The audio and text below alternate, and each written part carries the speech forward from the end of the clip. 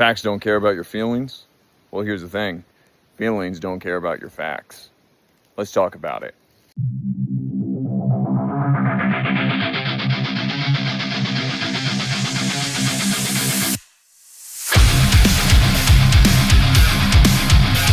Yeah, hit the ground running, never looking back. Nah, on a mission, got that vision, it's a fact. Yeah, feel the fire in my soul, let the power take control. Every single goal, I'm coming for it all. Let's go! Bring the battle, bring the fame. God's face is looking down. Let's make history. And I'm done. Are you ever confused by what it is that you're feeling? Does what you feel not make any sense? Is it some mysterious, elusive, nebulous energy that's flowing through you that has no rhyme or reason? This is what I think a lot of people associate with emotions. And they think that they have a lot of weight because it's such a strong energy going through you. It's something that must be true because you feel it. And, there's a lot of others that say facts don't care about your feelings. At the end of the day, reality is reality. That what's happening around us will happen no matter how you feel. Both of these, you could say, are true, right? And really what it comes down to is you have to understand why it is that you have feelings and what they even mean.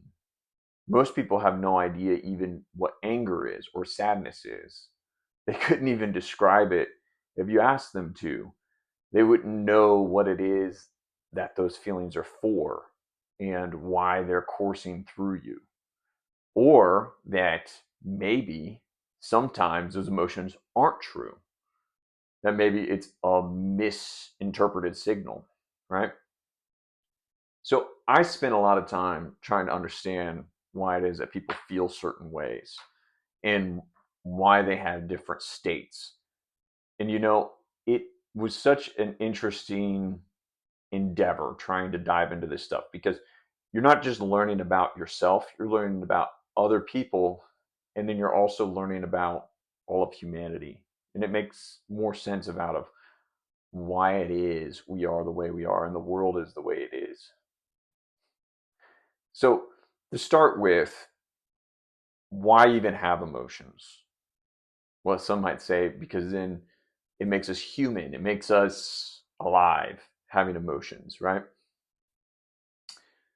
That could be true. I mean, what would we be without them? We'd be some type of robot, right? We'd be an automaton, maybe, just a simple reaction machine. Something happens to us, we do the thing that is supposed to happen right after. Well, maybe. The situation you have to understand, though, is we live in a very dynamic universe and reality where there's never a static state environment. And there's always a different paradigm that we're falling into, right? You've the weather, it's never always the same. Even we have the four seasons, right? Summer, fall, winter, spring. All the time things are changing, and we have to adapt to all of those. But on top of it, the seasons aren't always even reliable. Every 10 years or 11 years or so, you may even have a winter that's not that cold or a summer that's overly hot, right? So, with that alone, you would need to be able to be adaptable, not just seasonally, but cyclically. No? Okay, now that's one aspect, the weather. You also have things like food and resources. They might be also interconnected to that weather, as far as if you did have a summer that was too hot, maybe your crops don't grow as well, right? And so then you end up having a bad harvest or whatever. There's less food around, something like that. What I'm trying to relay to you here is that our environment is not super stable. It's relatively stable. And because of that, we can't act like robots in a binary way. And we don't have enough capacity to be able to calculate everything in the world into a hyper detailed mapped out way for every scenario and every possible thing that could happen. So what happens is our minds have to be able to work in a generalized way where we have these bulky and kind of large sweeping reactions to different scenarios. And this is our emotions, right? Now, on top of that, if you want to get into this a little more scientifically, our brains, right, process enormous amounts of data. We are taking in tons of info through our eyes, our ears, our feeling, our smell, taste, and we have other senses. We're very sensitive to electromagnetic fields. And there's people who even talk about that we may even have other senses, right? So the point is I'm trying to get here is our brain is a giant antenna in a sense. It's taking in signals. When we're taking in all of these signals, we have to then form it into some type of information. So from data to information, where, it's just all noises, but we have to make sense of it. So then we take all of this data, we turn it into information, and we have to then somehow take that information and make it into useful information or knowledge. And this knowledge is all used towards a narrative or a purpose in life, right? Now, all of that very quickly is getting complicated in that it's hard to keep track of it all. And could you think of this? Describe all of the data you're taking in at all times in a linear way into a narrative or into a thought process that's linear. Here's an experiment, right? You're probably sitting down right now in a chair. Have you noticed the back of the chair touching your back? The feeling of it, the sensation? Probably not. You're probably zoned into me and thinking about what I'm saying. Now think about the temperature of the room. Is it cold? Is it hot? Can you feel how it is? You may have not been aware of that either, right? And then you might notice something else, like the lights are on in this room or they're off. Now think if someone were to turn the lights on or off in this room right now, you would notice all of a sudden how they've changed, but you don't notice how they are now if, let's say, they're on. That's because you cannot process all of the data that is coming into your brain and your subconscious at all times. You have to have a narrative. And that's the frontal lobe of your brain, right? So, with this all being said, we're trying to explain feelings, why you have feelings. Your brain has to communicate to you in what is generalized or compressed information. These feelings that you have are signals. They are these compressed data signals. Your brain in it has a bunch of sections that are, specialized in sensing and noticing certain things in these data patterns that you're collecting all the time. And whenever a certain pattern of data enters in and one of these sections notices that pattern getting triggered, typically they release certain chemicals to signal to the rest of you or send different frequencies of information through your entire brain You got like alpha waves, beta waves, all these different wavelength patterns through your neurons to then trigger an emotion. And that could be anger, fear, sadness, happiness, many things, many feelings. And there's many nuanced feelings, different languages around the world. Some have more categories of feelings than other languages in other countries. The Nordic countries, especially, they have a lot of like nuanced like feelings and emotions and stuff that they notice more than some other countries, and etc. But the point is that these feelings, right? They're telling you something from the data that you're collecting in your subconscious that you couldn't necessarily put into words. Because here's the thing, a lot of the things that are happening around us, right? And the information or the data we're getting is not necessarily clear. It's a whole bunch of data points. It's not a singular or a hyper clear indicator. So your brain picks up on many points, connects them, and then comes up with some type of idea of what is going on. And it needs to be able to signal to you that you are picking up some type of information. And it comes across as a feeling. You can't put it into words, right? I hope you're following me. You can't put it into words because you don't have a clear enough set of data in a linear way. You're picking everything up in a spectral sense. Okay, I think I'm maybe getting this across to you now. So, for example, let's say you have anger, right? Anger is an emotion that is a reaction. Now, some emotions are not reactions, most emotions are reactions. Anger is typically an emotion that's triggered from a sense of being attacked.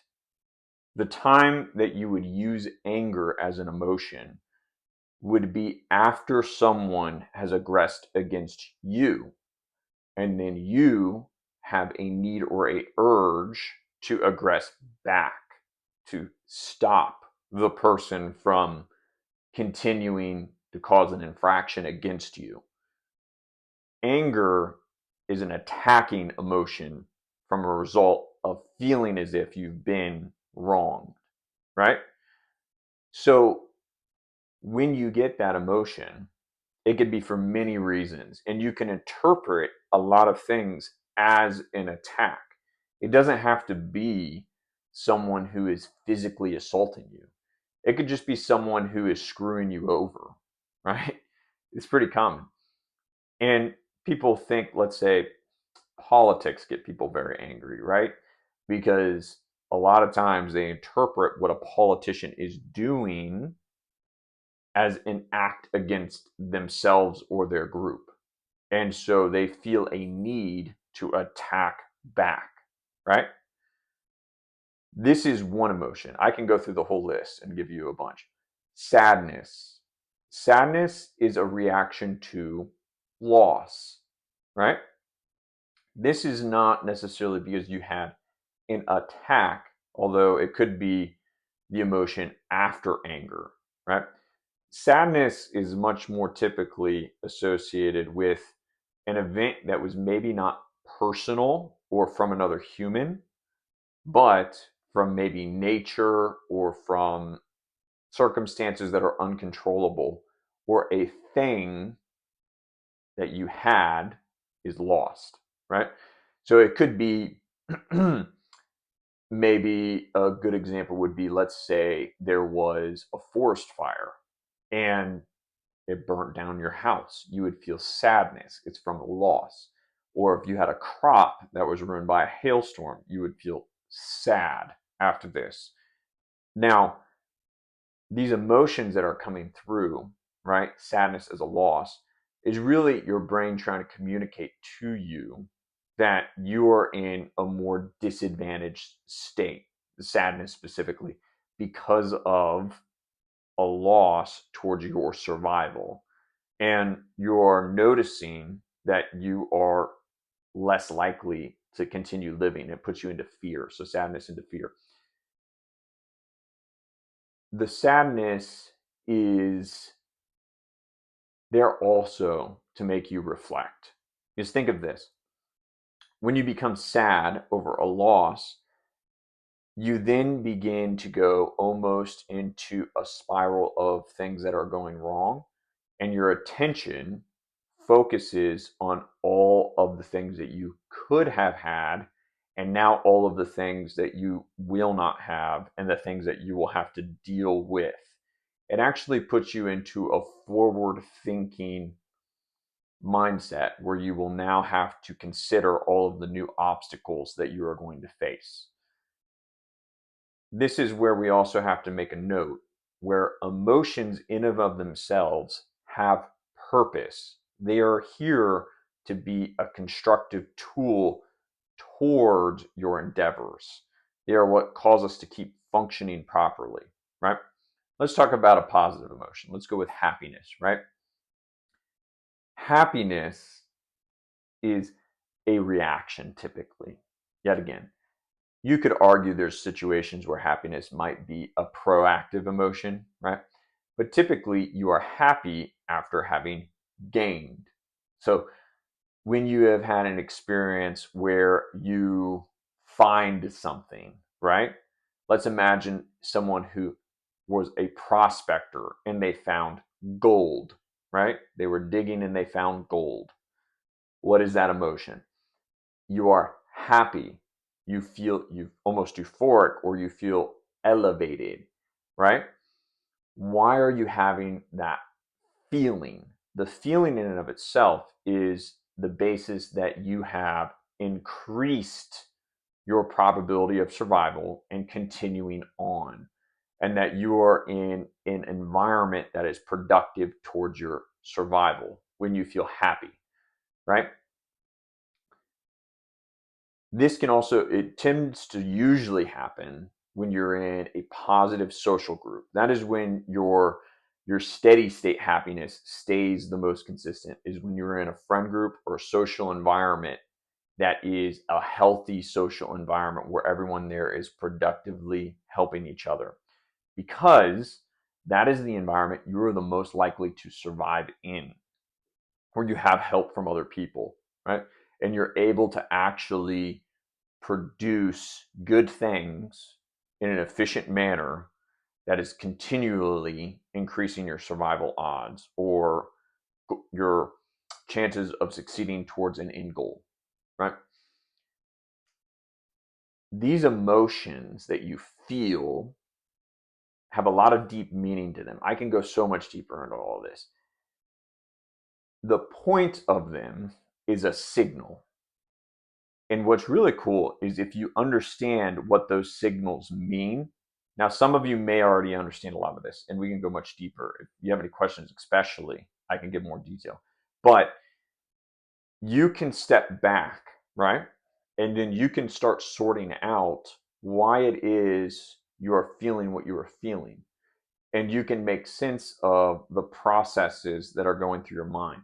And here's what's cool with a lot of the negative ones, when you feel angry, upset about something, you can typically think someone said this thing and or did this thing, and now I'm feeling angry. And where in the past you can't quite explain why you're angry, you just know that you don't like what they did or something like that. Now you have to go, wait, now I know anger is a reaction to being attacked. So for some reason, I thought whatever it is that they were doing was some form of them attacking me in my survival and my betterment. So now you can start to deconstruct why you feel attacked and that you have a need to retaliate and attack back. Was it what they said was something that was ruining your goal structure, right? Was it something that was hurting your social status amongst the group of people you were all around? So now what's interesting is you can start to identify with your emotions what it is that actually subconsciously deep down is your priorities in life. They said something, for example, that I thought was rude. It felt like an attack, and it was when we were in front of these certain people. So now you start to realize something like, well, hey, that must mean that I value these other people's opinions of me. And why is it I value their opinions of me? And maybe you might say something like, well, I want to be friends with these people and I want their validation because these people are a large benefit to me in life. And if I feel as if I am being put down in front of them, they will not want to associate with me anymore because I am of lower status. And now I am going to lose out on my opportunity to have a more beneficial life with these people involved with me. All because someone said one little thing that seemed to be an affront towards your social status, right? Now that's a common one. There's many other ways to dig deeper into all of this. And it could be other things, or just like someone inconveniencing you in your day, right? That's another big one people get angry about. It could be something about, I am angry because this person, um, very commonly, people get angry about in traffic, cut in front of me and or blocked me from pulling out of this intersection, right? And people will take that personal and they'll say they are here to hinder me and stop me from my mission of what I am doing here. And that could be for any thing, right? Yeah, everyone has their own mission that they're on or their own goals and objectives. But they take it as if that person who is driving, right, is actually personally attacking them. Maybe you might consider instead that it's nothing to do with you particularly. Just most people, they're not that cognitively aware of their environment. They don't pay attention and they have their own things they're focusing on. And when we're in our own vehicles, we tend to dehumanize other vehicles as just machines and not think of people in those cars actually having their own lives and all these other things. So these emotions we have can be very irrational too, because they're all interpretations of things in a large spectrum of data that fit certain patterns. And then when those certain patterns start to form for different sections of your brain, they get triggered no matter what, because those parts of your brain's only job is to recognize those certain patterns out of billions and billions of bits of information and then try to notice some type of narrative around them, going from data to information to knowledge into your narrative, and then on the back end creating wisdom, right? Your emotions are all about a story, and it's all related to who you are, what is happening around you in this story, and what your identity is, what your intentions are for the future, and really how they all affect that image of yourself and the image in your mind of your goals. If you can learn how to interpret emotions and what they mean, you can start to understand yourself.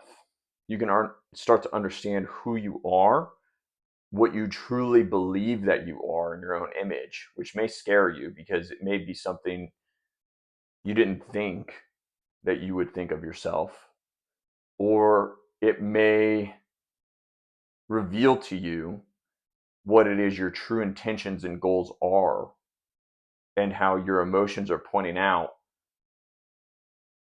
this thing that's happening to us is ruining or helping towards our subconscious goals, right? And it tells you more about who you are as yourself. And what's important about this is emotions are not some necessarily random thing. A lot of them can be signals you're receiving that are misinterpreting data from the world around you. But oftentimes, they're far more right than you think they are. And they're telling you far more about yourself than you'd ever realize. This is the power of emotions. Your brain is insanely complex and it is very powerful. And it can give you a lot of information through emotion about things that you may never be able to come up with logically or in a linear fashion where you're consciously aware in your frontal lobe or whatever. So take all this information and try to apply it to yourself and observe your emotions day to day and start asking yourself, why is it I feel this way about this thing? Depersonalize it and then start to backwards engineer why it is you're having this reaction or, forward reaction and how it relates to your identity. That's the real benefit and power to understanding emotions. So anyway, that's all for today. Thanks, guys. Have a good one. We'll talk to you later.